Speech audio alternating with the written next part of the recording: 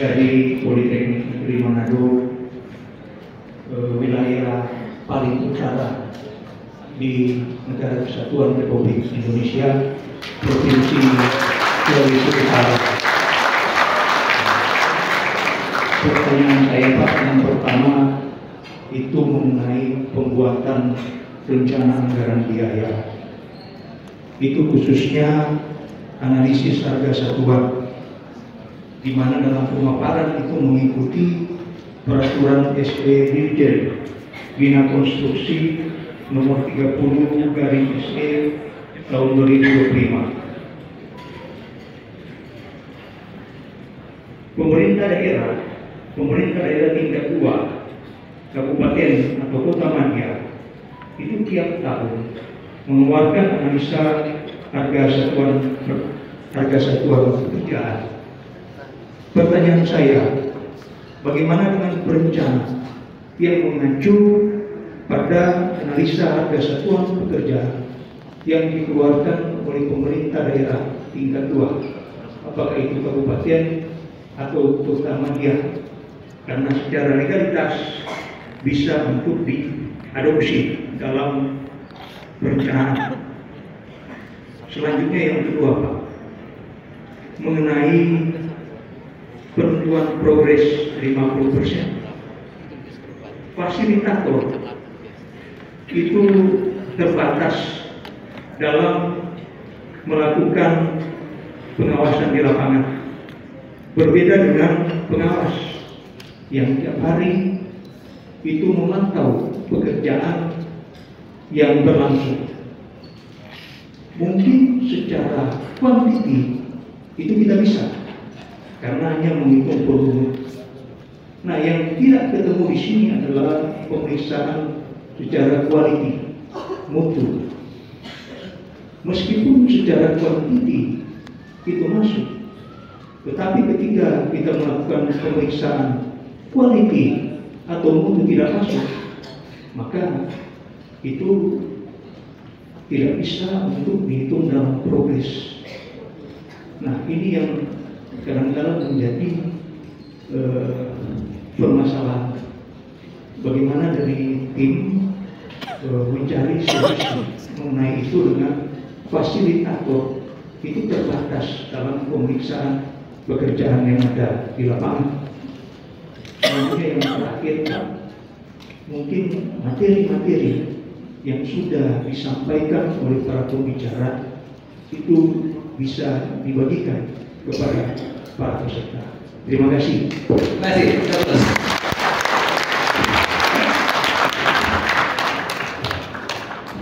Ini sebenarnya juga saya dari Manado banyak temannya. Ya, salam untuk Om Rudi. Baik, berkenaan dengan penerapan surat edaran Menteri di Bina Konstruksi nomor 30 tahun 2025. Jadi bagaimana dengan Pemda yang melaksanakan harga satuan pekerjaan? Hampir semuanya. Jadi ketika regulasi yang berlaku sudah dikatakan tidak berlaku, maka itu tidak bisa digunakan lagi.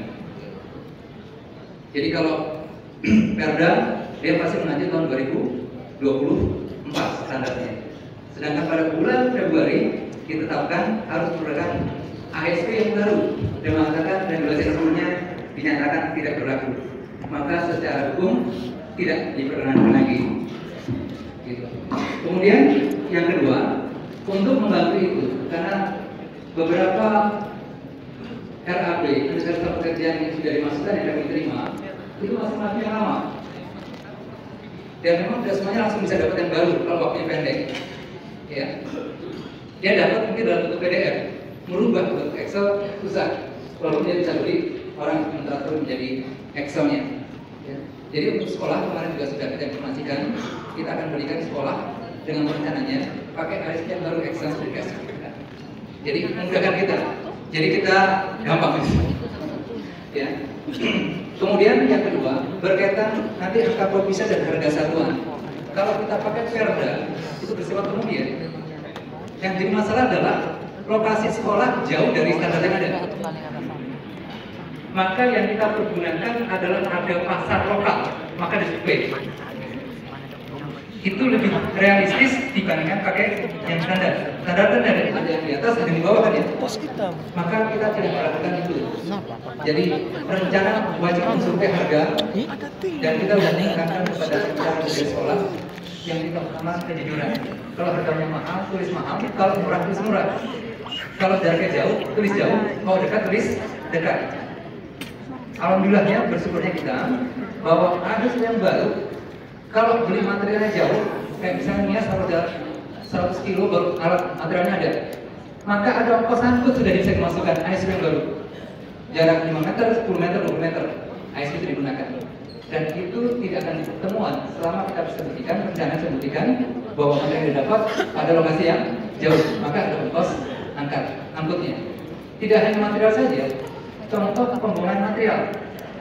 Habis gali, tanahnya digeser.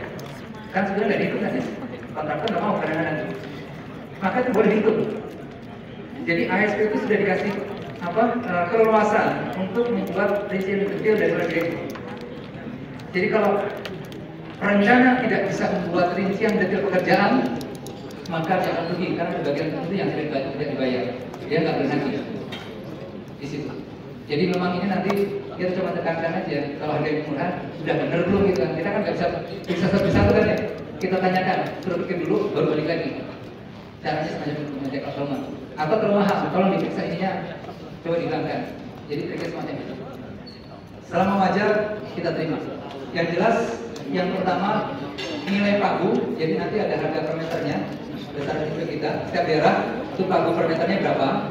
Selama pagu tidak dilampaui, misalnya sebagai contoh pagunya 5 juta per meter, dia buat 50 meter, berarti biayanya 50 kali 5 juta, dapat 250 juta.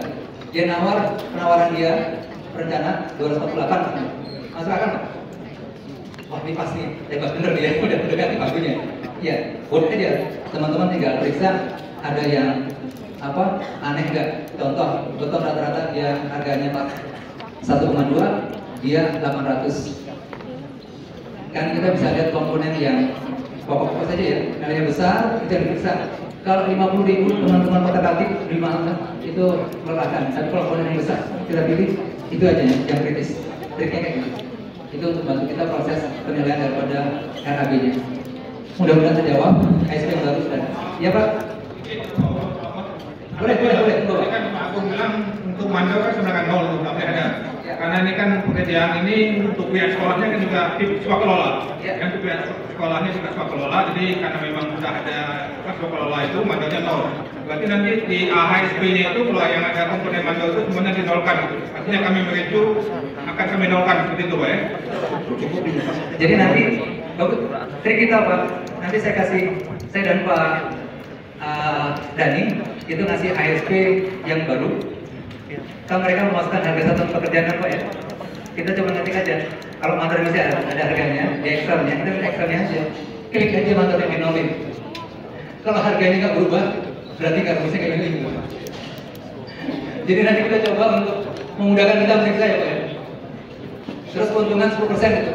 Kalau kita klik yang 10% hilang, ini nggak berubah, atau kita masukkan 15% nggak berubah, berarti itu rumusnya ada di dalamnya ASP-nya. Tolong diperbaiki gitu aja. Nanti kita coba untuk memudahkan itu. Jadi mandor hilang Pak, setuju Pak, itu dihilangkan. Dan perencanaan sekolah sudah sebagian besar sudah tahu, jadi memudahkan kita. Itu yang pertama ya. Yang kedua tadi, pertanyaan kedua, mutu. Oke. Jadi kembali ke ruang lingkup. Karena kita hanya mengambil data, mengecek progresnya, mengontrol, lihat laporan yang ada, maka kita percaya itu. Karena ruang kita hanya menarik data aja untuk laporan progresnya. Tapi kalau nanti berkaitan dengan hasil mutu segala macam, maka itu tanggung jawab sepenuhnya dari perencana dan pengawas sekolah. Jadi kita bekerja sesuai dengan itu. Maka tadi tujuannya itu BLB, ruang lingkup dan keselamatan. Sama kalau keselamatan itu kita wajib. Kalau ruang lingkup harus ini saja, kan ada masuk lainnya. Gitu. Jadi itu yang kita pahami. Profesionalisme yang kita pakai. Kita tugasnya ini kita akan masuk. Walaupun kita tahu, andai kata kita tahu, kita hanya menyarankan, tapi tidak berubah. Setuju ya? Siap, hidup Manado. Baik, Pak. Ini kebetulan saudara. Satu lagi. Ada namanya visitasi. Visitasi itu ke sekolah, kita melihat satu laporan 50%, dua berita acara 50%, tiga bisa melihat rekapnya yang dibuat oleh pengawas 50%, rincian 50% yang dibuat oleh pengawas, dokumentasi foto-foto dan laporan pertanggungjawaban itu ada di sekolah. Nah, setelah itu anggaplah fasilitator merasa tidak yakin dengan 50%, biasanya mereka mengirim pada saat 55%. 55% kini berangkatlah fasilitator ke daerah untuk melihat aslinya, sekaligus melihat fotonya tadi kata parunya. Saya setuju percayakan karena dia juga teman sejawat ya, dia pasti punya tanggung jawab cukup tinggi ya. Jadi tidak usah khawatir Pak, ada laporan 50%, nanti ada laporan 100% juga, fisik lagi ya Pak ya. Jadi itu tergambar semua Pak, semuanya. Terima kasih Pak. Baik, sudah. Ya, ini berkenaan dengan apa? Undang-Undang Nomor 12 Tahun 2025 bahwa jam 12 harus berangkat tes pendidikan. Ya, monggo Pak.